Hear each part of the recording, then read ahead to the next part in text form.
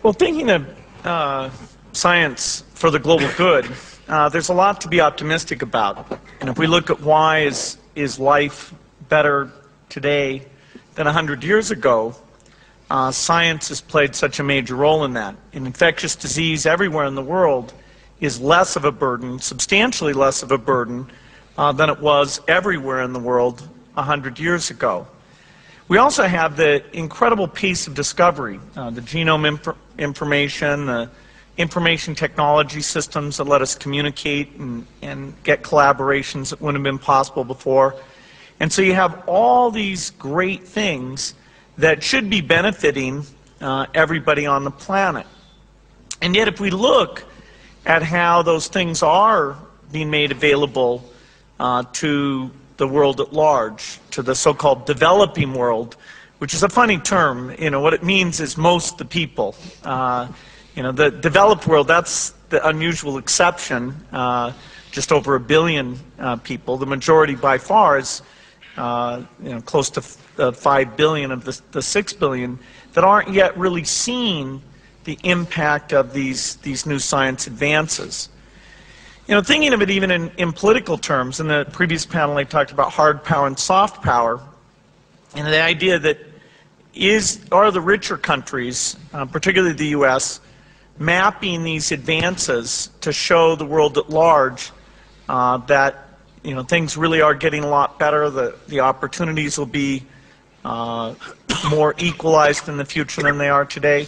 I'd have to say, you know, I think we're falling short. I mean, there are many things we do, but there's kind of this market failure to take this science and map it into creation of drugs. And even though the U.S. does many good things, I think, you know, we run the risk of resentment if we don't include this better transfer of science, mapping the problems of the developing world into our soft power portfolio.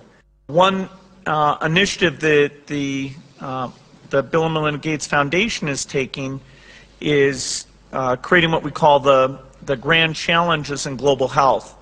And this will assemble a lot of top scientists from around the world to actually write down what are the things that, like preventing mosquitoes from being a vector for malaria and other diseases, or getting vaccines out without having to keep them in cold all along the way, which that's a huge problem. If vaccines could be delivered without having to stay cold, the ability to get coverage and new vaccines in would be night and day. So the idea is to write down some challenges, almost like Hilbert did in the field of mathematics in 1900, that sort of got all the young brains thinking, okay, if I can solve that problem, you know, I'm really making a huge contribution. And it drew in people even from outside mathematics who thought they could do these things. Well, here it's not just biologists we want to challenge. You know, people who understand packaging technologies or nanotechnologies might be the people who combine up with biologists to get these things done. So, you know, a lot more can do. I hope this grand challenge thing, which is just a start. It's a $200 million grant, will help drive that forward. And I also hope that some kind of consensus about overseas development aid and needing to be more generous on that can emerge. The best thing that, if you talk about really poor countries, the idea that bringing rich two-way communications should be a high priority there, you know, that just doesn't bear out in reality. If you want to get the population growth down, if you want to get the sustainability of agricultural development that leads to other things, you've got to improve health.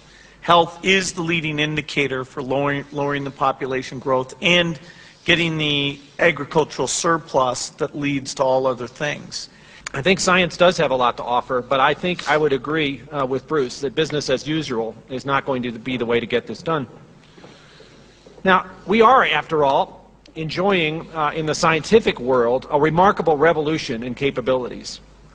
Genomics is perhaps the most visible part of that revolution, but there are other attached revolutions to it that are also happening simultaneously that empower us to unravel problems that previously were just outside of our grasp.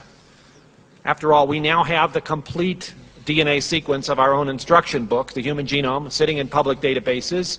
It has been in a draft form for the last 2 years. It will be finished in this coming April. It will be there for everybody in the world who has a good idea to try to figure out how to use it. And I might say one of the nice things about this immediate accessibility of this information and much other information associated with genomics is it really does level the field.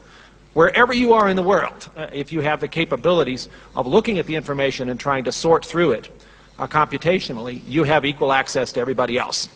The trend very much now is to recognize that a lot of very basic information, particularly genomic information, is best serving the scientific community and the world at large if it's placed in the public domain. And I can cite you several examples of public-private partnerships where the private sector has put their own funds into such efforts with the understanding that the information would be placed in public databases with absolutely no restrictions on its use. So I think we are seeing a shifting away from an unfortunate trend that perhaps was dominating the scene a decade or even 5 years ago towards a recognition that basic science information ought to be out there for anybody with a good idea to begin to use it.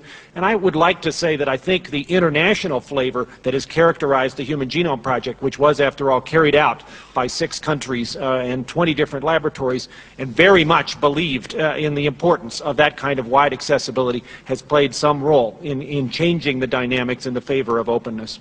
That is another issue we have to discuss, is skill upgradation. This is what we are saying, simple skills building. So many problems we can sort it out, but that also is a problem in developing countries. Even there is a vast differentiation. Mr. Bruce, as you rightly mentioned in one of your conference, that is the Budapest conference, you made it very clear. Inter-academy center has to be proposed so that the bridge between rich and poor nations, developing nations, and also within the nation, rich and poor, how to bridge this gap. This is the biggest challenge for all of us. Even if you see IPR, this is one area everybody has to think over. All developed nations are very rich in knowledge, science, technology. Thereby, you are having control on IPR. For every product, there is a cost price and also IPR price. Now we have to think more and more IPR. Because of that, more and more companies are having monopoly on knowledge. Then naturally, you are depriving this knowledge or science and technology for the developing countries. Is there any way to treat developing countries differently so this knowledge and technology will reach them, so that this bridge will be further narrowed? I think we all know the figures, but they kind of bear repeating. 1.2 billion on less than $1 a day, 3 billion on less than $2 a day. And attached with that is an enormously useful population. Currently, the United States is exactly twice the size of Pakistan, 282 million to 141. But Pakistan has more under 18-year-olds than the United States, 75 to 71 million.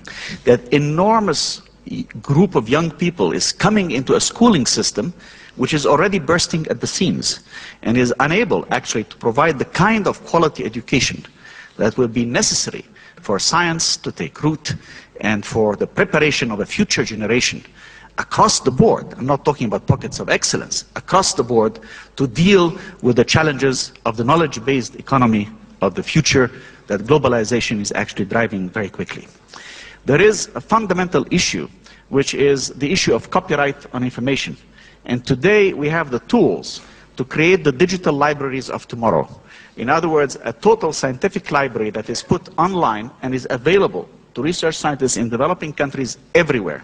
We need to overcome some obstacles in that, but I believe that this is feasible. And that's one of the reasons why I remain an optimist, because these then will make available almost in real time the best knowledge and create libraries that developing countries can only dream about. And that's how you will strengthen those institutions in many developing countries.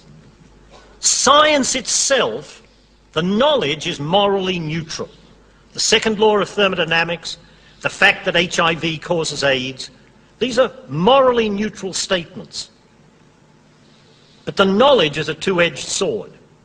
The understanding of nuclear fission can be used for nuclear energy, or it can be used to make weapons.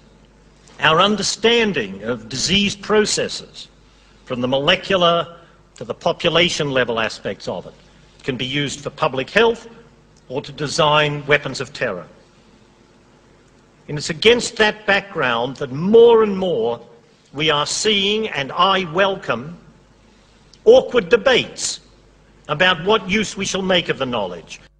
I say science and the young people who carry its values into society are our greatest hope, but we can do better still if we inculcate an ethos that these people must be citizen scientists, and if we create effective mechanisms to debate the tomorrow we'll create with the possibilities they will offer us.